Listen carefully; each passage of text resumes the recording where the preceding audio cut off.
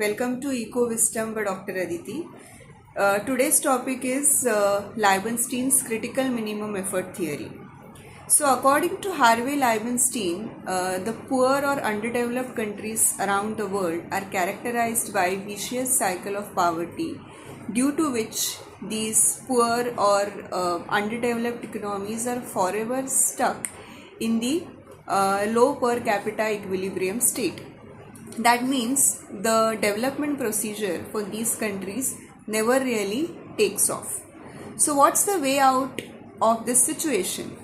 So, Harvey Leibenstein has stated that there is a requirement of critical minimum effort, which is in the form of certain level of investment that will take the national income or the per capita income to a specific level, after which the sustained economic development can take place.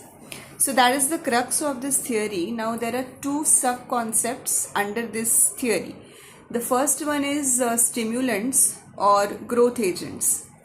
Now Leibenstein states that there are certain aspects which promote growth in the economy. For example, there is good policy decision, or there is high amount of savings and investments, or constant upgradation in people's knowledge, usage of good technology. So these are the stimulants or growth agents which are going to help you raise the per capita income in the longer run. Whereas there are shocks or depressants as well. So what are these shocks or depressants? So basically those factors which in a way suppress the economic growth that is going to take place. So shocks and depressants come in the form of high population growth, or wrong policy decisions, wrong policy implementation, lack of savings and investments, natural calamities, etc. So Leibenstein states that if we want to achieve that growth, the sustained growth, wherein the economy comes out of the vicious cycle of poverty, then these stimulants or growth agents need to outweigh the shocks or depressants. That is the case when the economy will truly be able to reach that required level, from which then the development of the economy will be taken off. So that is the concept. Now let's look at the diagrammatic representation for the same. So here is the diagram for critical minimum effort theory. On the x-axis we have taken per capita income and induced income growth, and on y-axis we have taken per capita income and induced income declines. Now there is curve ZT and curve XT. Now ZT shows shocks and curve XT denotes stimulants. So shocks means depressants for the growth, and stimulants means the growth agents which in a way support growth. Now initially the investment in the economy is OE.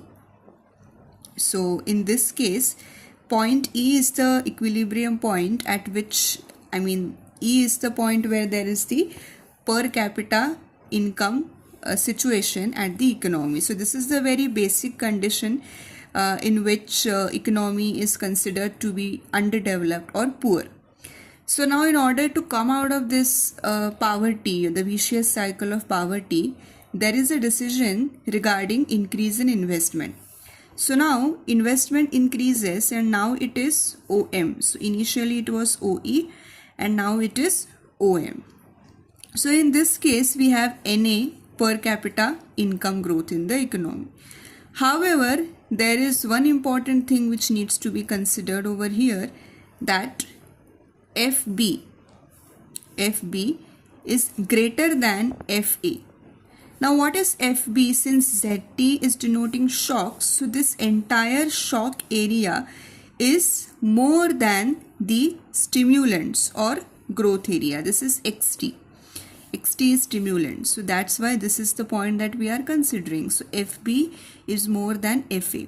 That means if the investment in the economy is OM, then eventually it is going to reduce the per capita income according to these points, so A, B, C, D, and it will again come back to the original position. So this OM level of investment cannot be considered as the critical minimum effort which is required for that growth or the takeoff stage for the growth of that particular economy.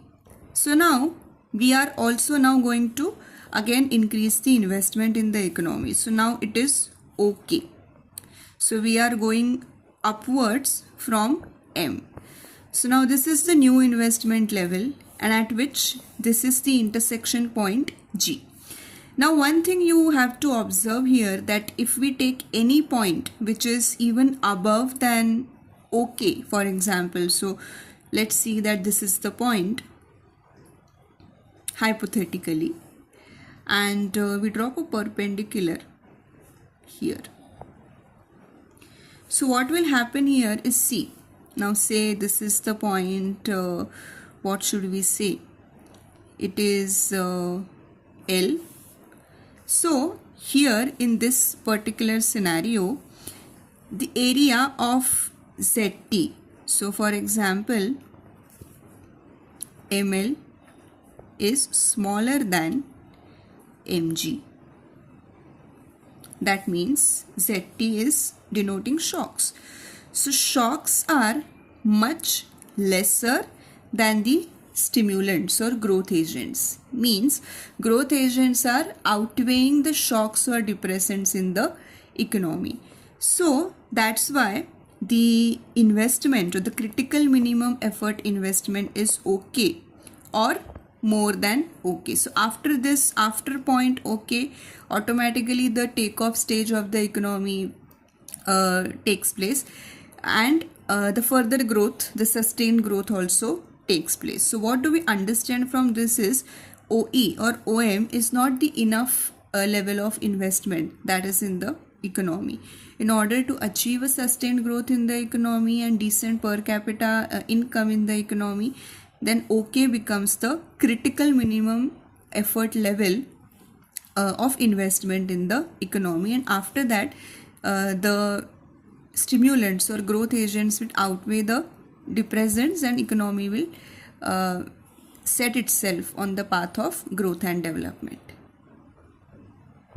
So I hope that all of you have gone through the video and you have found it useful for your exam preparations as well as for mere conceptual understanding perspective.